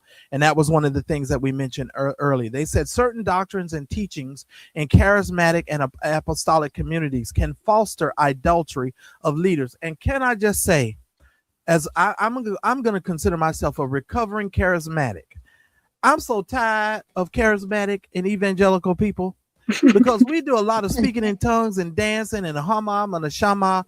How is it that you got all this Holy Ghost and all of this crap keeps happening amongst evangelicals? That was the thing that was supposed to differentiate us between other groups of people. It wasn't necessarily our speaking in tongues. It was our lifestyle. It was the way we lived our lives. It was being set apart. And that's why they called us holy rollers. because we didn't live like everybody else lived. We didn't do what everybody else did. I don't But know. the Maybe church just is a me. business now. The church is commercialized now. It's a Mm-hmm. fashion statement. It's a way of life in terms of a clique now. That's why the pastors are joining fraternities now and they're doing all the other things, which, I don't think there's anything wrong with that. But it's like, but why are they doing it? So, it's the association, it's the community, but not in the terms of bringing people closer to God. And people not it's like we used to be taught how to build our relationships with God, and instead we're not being taught that anymore. Everything Right. is being taught, go to your pastor, give your pastor the money, your pastor will lead you there. But every Sunday you're still waiting to be led there. No one is teaching you how to have your independent relationship with God. Right. Now I'm coming to you, Darielle, on this one. Church The church often prioritizes reputation over accountability. And here's the thing: when a pastor is very charismatic and can raise money, and this is where we lead into Brian Carn. When a person is really, really gifted and they have a gift, we don't the church people can tend to overlook what has transpired and really focus in on keeping the reputation of the church and keeping the structure of what's going on rather than holding them accountable. My question to you is this, Daryl: even though they're holding the reputation of the pastor accountable, what would you say are some effects, even though that you're holding the pastor's reputation and you're keeping him up, having the ability to keep preaching and keep doing? What are some effects that the church might experience because they're not holding the pastor accountable? That's my question. People walking out the door because it's becoming an open secret. Mm, okay, walking out the door, open secrets. What about you, Mary? What say you to that? For me, I just feel like they're gonna get what they should be getting. And like you said, people walking out the door, they're gonna get the exposure that they need, but with a harsh lesson. Mm. All right, Regina. Well, my thought is you're going to get it to be repeated again because if you're not Ah, holding him Mm-hmm. accountable, he's going to repeat the cycle. And then the other thing is you will not get deliverance in the church because he's not able to deliver anybody because he himself hasn't been set free. well, and Mm-hmm. that's where I was kind of going, and I'm glad you said that, Regina, because I want to say this. One thing I noticed in my church, when my pastor got a divorce, everybody else in the church was like, open season on divorces. Everybody started doing everything the pastor was doing. And I was like, wait a minute. And I started looking around. I think when you prioritize reputation over accountability, you give free license to other people in the church to just do whatever they want. I think Oh people yeah, just gonna do what they want. because they're like, well, if my leader can do it, I can do it. If they Mm-hmm. if they can't see that there might have been some flawed judgment in some of those decisions. But yeah, like I don't know why that whole divorce thing is such a trend now where people are so like I get it because I have plenty of friends, family who have divorced and rightfully so in a lot of those situations. And then I know Mrs. Regina has her story too. But I feel like a lot of people, and I think it also has social media culture to do, it has a lot to do with it too, where we're letting too much of the social outside influence into the church, where it's like, oh yeah, like no, it's just not gonna work. And they pulled the Kim Kardashian. They've been married 3, 4, 5 times now, and all that kind of stuff. And it's like they're letting pop culture into the church and influence the church. So it's like, okay, my leader got that divorce. Now I'm safe to get a divorce for whatever reason. Mm, mm. Wow. Now let me ask you this. It says now this is a real question, and I'm gonna end it on this one. I ain't gonna go too long on y'all because I know y'all probably tired and sleepy. Because now I done got woke up now. But do we really have church leadership and accountability in most churches today? Do we Not really have accountability and leadership? not No. according to the Bible. No, no, we don't. That's good, Daryl. Not according to the Bible. The way that the Bible is set up, how a church is supposed to be set up, the deacons are supposed to lead the church, not the pastor, not the CEO pastor. That should not be happening. There should be checks and balances, and the deacons are supposed to be like the knights of the round table. The deacons and trustees are supposed to have high standards of running the church, and the pastor is supposed to report to the deacons and trustees of that church. It's not like that. That's why you Well, got all these CEO pastors. That doesn't even exist And the in a deacons church. are all their homeboys and their yes men. Exactly. Right. exactly. No accountability, nowhere in the room. And I asked that question because, and the first thing that comes to my mind is Brian Carnes' pastor. What's his name? Gates, Lambert Gates. Lambert Gates, yeah. Lambert Gates went around, and I saw a video the other day where he was blessing out the musicians, and everybody's cussing out the musicians now. Every time I turn around, everybody's arguing with the musicians. First, y'all said that all the musicians smell like weed. Then I seen another post that went viral to all the musicians stink, and they don't smell nice, and all this kind of stuff. Here's my thing. I'm amazed that people can keep calling out the musicians, but you can never call out the preachers and the pastors. There you go. There you go. I have to take a step back sometime and be like, wow. Yeah. Wow. Like, what? Wait a minute. Musicians, typically, y'all not paying them enough. That's number one.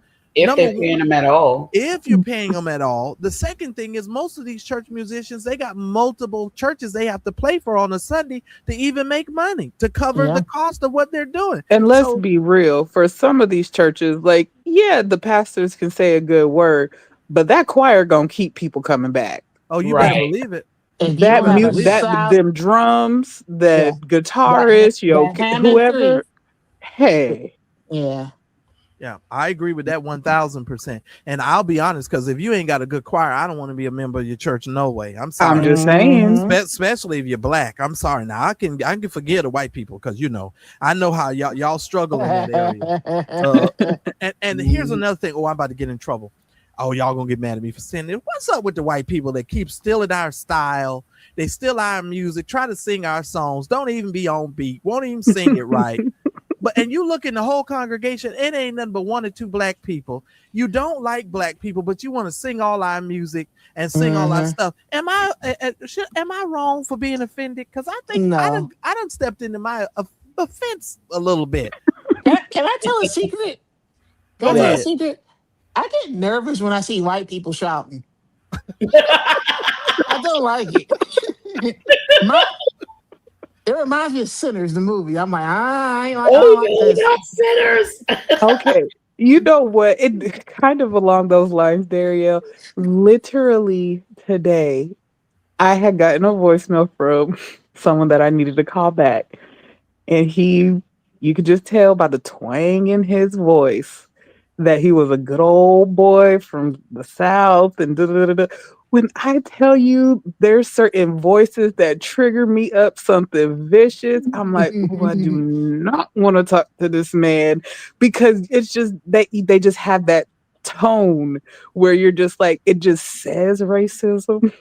It gives antebellum vibes when you hear his voice. The plantation and all that. Yeah.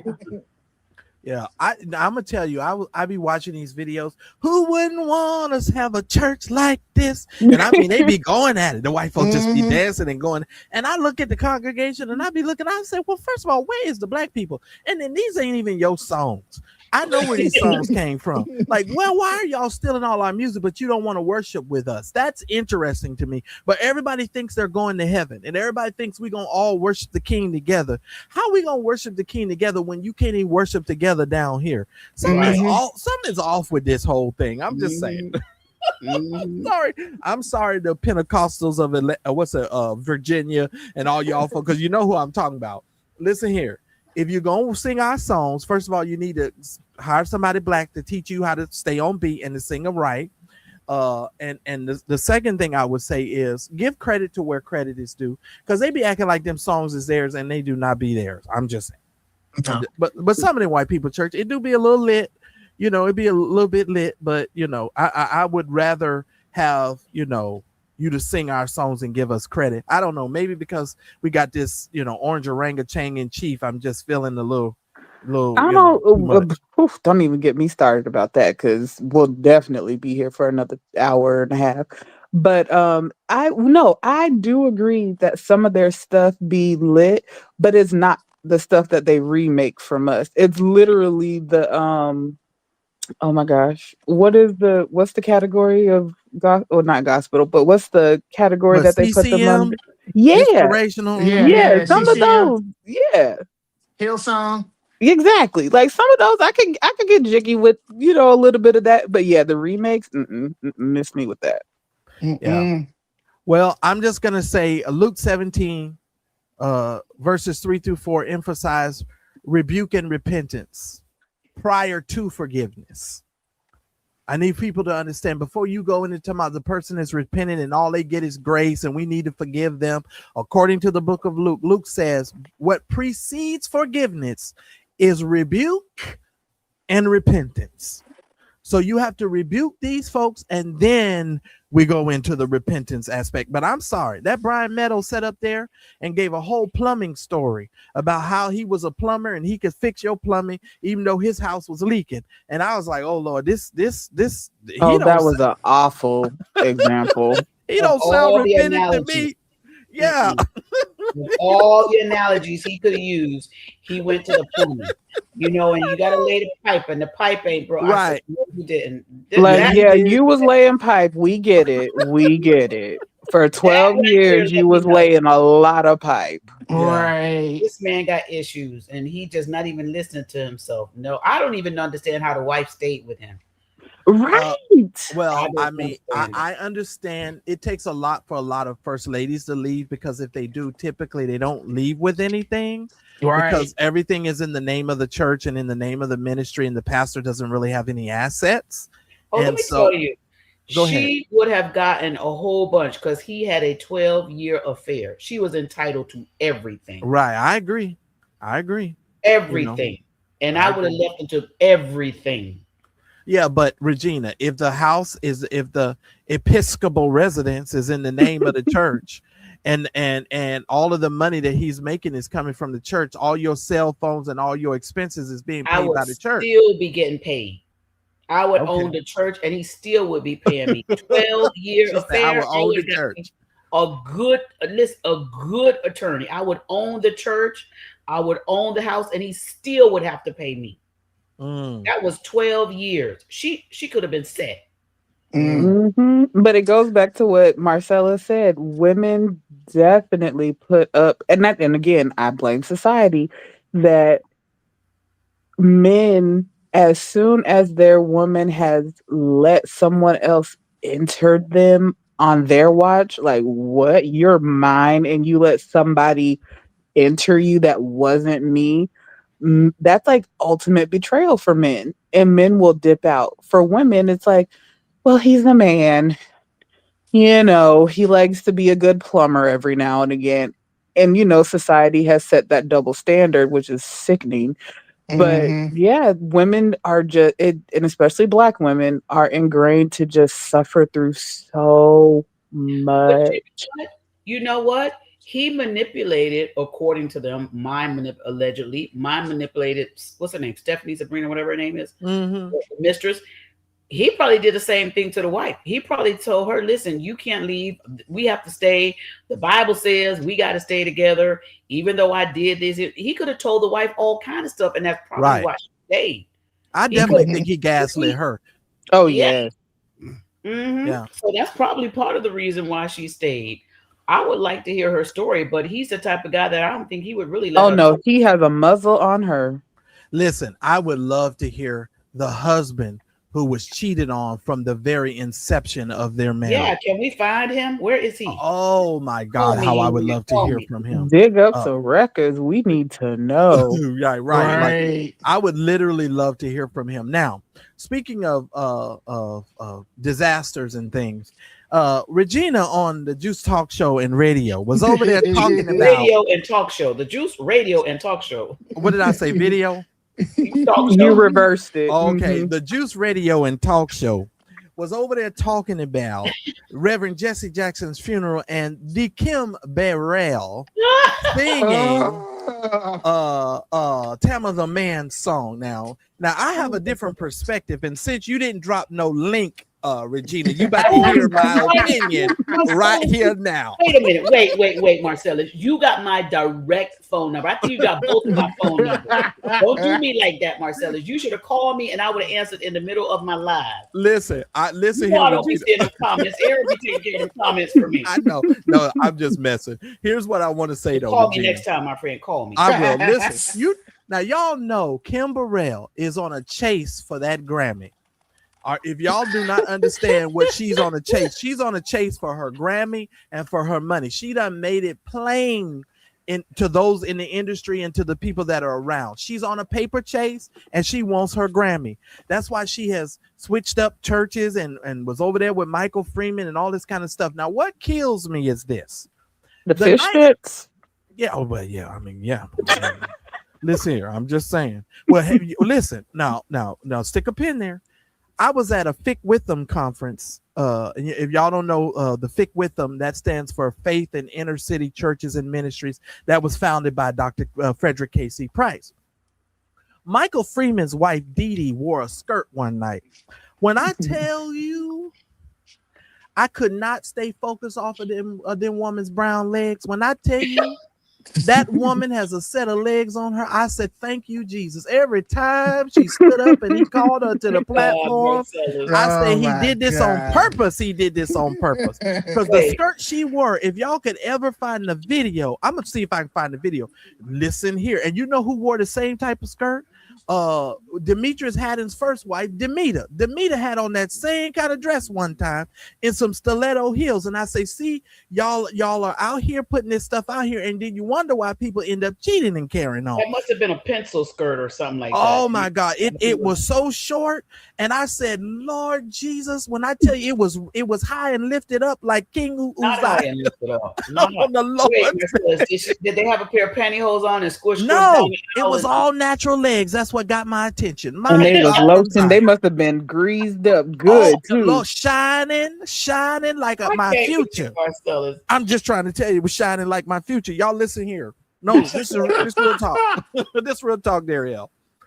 So when you see stuff like that, but Kim Burrell start singing Tamla Mann's song the night Tamla Mann won her award. You know, this song has gone platinum.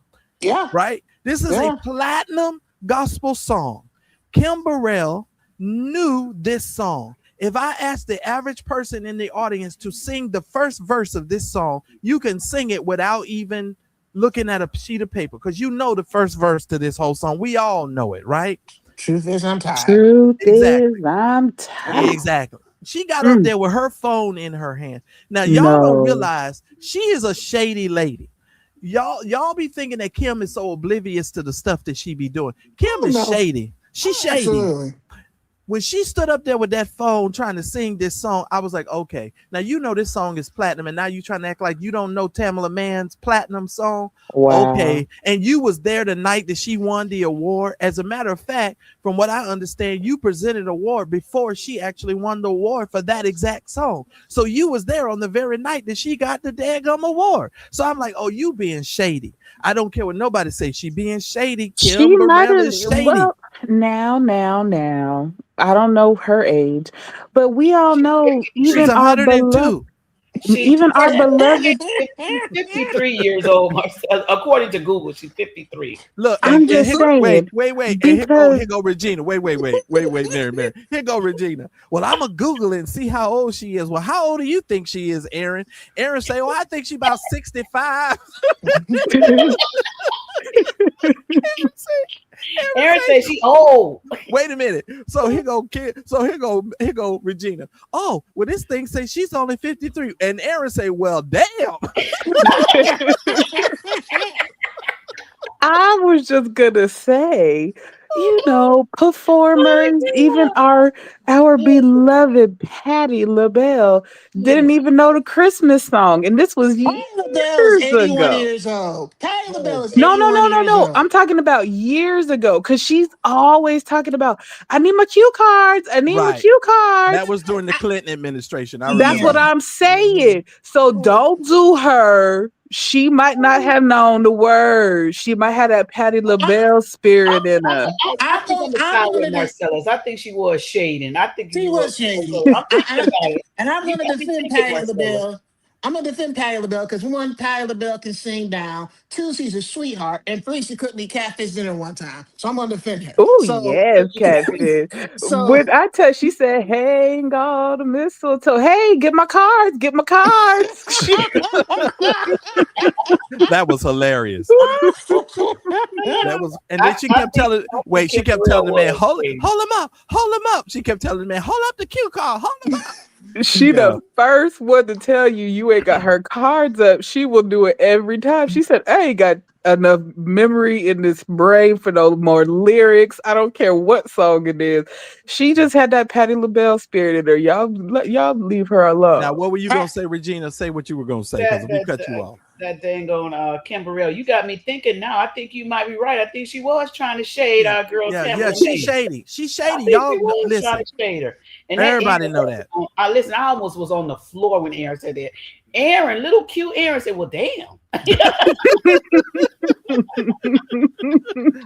I was tickled. I said, I Regina, listen. I said, if you would have dropped that link, we would have been laughing for 20 minutes. Because let me tell you oh something. my God, I you are was about to over here. kill me. I was over here cracking up. I said, y'all don't realize how shady Kim is. Kim Burrell is a shady creature, and she does it with church shade. She tries to play like she's so oblivious to what she's doing, singing them songs with a phone in her hand. This is Kim Yeah.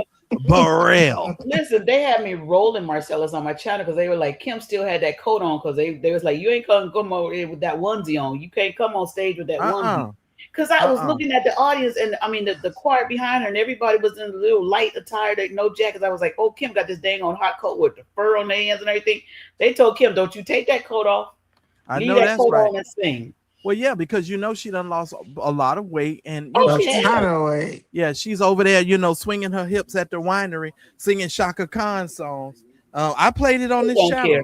Kim don't care. She I don't care. know, but She because ain't never she's on her cared. paper chase, and she's doing her little Ezekiel conference again this year. Mm.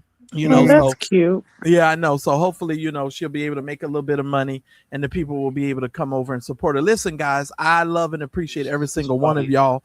Thank y'all so much. I'm going to let y'all say y'all final thoughts and so y'all can stay put before we get off here. Listen, to all of you that have supported the channel, thank y'all so very much. The Cash App information is on the screen. If you would like to send some support to the channel tonight, I'm going to tell everybody to do your very best because y'all know we ain't been on in a couple of days anyway. But I really do need everybody's support today. So do your very best. Dawn, thank you so much. Rosalind, thank you so very much. Sabrina, thank you so very much. Saved News, thank you so very much for all of your love and your support. If you are watching the replay and you would like to give some support to the channel, that information is on the screen and you can do that as well. I appreciate every single one of you. Now, I'm going to go to your final thoughts. 12 years, victim? Let's start with Miss Regina. Go ahead. No, she was a victim for the first week. After that, she became a participant. That's my thought. I tend to agree. Mary, go ahead. Close your legs to married men, trash box. Not Nene, not Nene. Close your legs to married men. That's it. That's all. Wait a minute. What did that lady used to call her the guy she was cheating with? Big Papa or Big Papa? Papa. Yeah, Uh-huh. or Papa. Oh Yeah, yeah. Papa. Papa is over there handling some business. Go ahead, Mm-hmm. Ariel. Well, in the words of Homer Simpson from The Simpsons, she's a heifer, plain and simple. That's it. That's my. Not Homer Simpson. Oh my God. I'll just simply say this. Forgiveness should never be separated from justice. Nope. When you have genuine repentance by the offender, you must have genuine repentance. I did not receive or perceive any sort of genuine repentance from Mm-mm. Brian Meadows. And I'm gonna be honest with you, I don't think she's really repented either. Because get the shocker of this, Demetrius Senegal has now made this girl the pastor over, I think, counseling or something. She's supposed to be over now. End the live. We got to go. Mm-mm. Wait a minute. No, What you was about it? to get us all started back up again. Don't do that. What is it, Regina? She's his care pastor. Care pastor. Yes. I did not make that up. No, it's true. Demetrius, She's his care pastor. Yes, since December of 2025, I believe it is. I'm just saying. God. Now, I don't know about you. But I don't think I would put her in care of anything, and definitely wouldn't put the word pastor in front of it. Now, I'm not saying a person can't be, brought back into ministry and things of that nature, but it's the victim mentality and some of the stuff that I've heard. But I'm just saying, 12 years, you all, no. No. It's almost like she claiming she fell asleep and woke up like 12 years a slave, and she was in a 12-year relationship, and I can't get down with that. Shout out to all of you supporting the channel. Shout out to the Juice Radio and Talk Show. Y'all make sure y'all go over there and subscribe to Regina's program. Shout out to Mary. Shout out to Dariel for coming up. I want you three to stay put while we end this and going out. But I appreciate every single one of y'all. Shout out to y'all. I've got to go downstairs and make me something to eat because now I'm hungry. I know Lynn. Lynn. Look at Lynn with a face plant. Listen, I can't make this stuff up. Y'all stay put. God bless. Thanks everyone for watching. Your support means the world to us. Please make sure that you hit the like button, and please make sure that you subscribe to the channel, and make sure you hit the bell icon, and make sure you press all notifications so that way you will never miss any of the exclusive content that comes on my channel.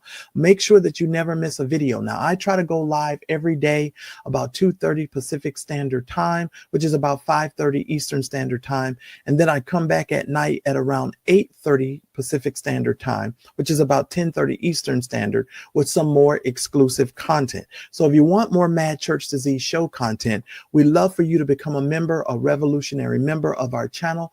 Please make sure that you hit the join button that's right next to the subscribe button or somewhere around here so that you guys can receive access to special community posts. You guys get all of the access to my community only lives, because we've got some sipping chats that we're going to be doing, and you guys will get exclusive content. So just make sure that you head on over to the channel page, click on the join button, and make sure that you do that. Thanks again for watching.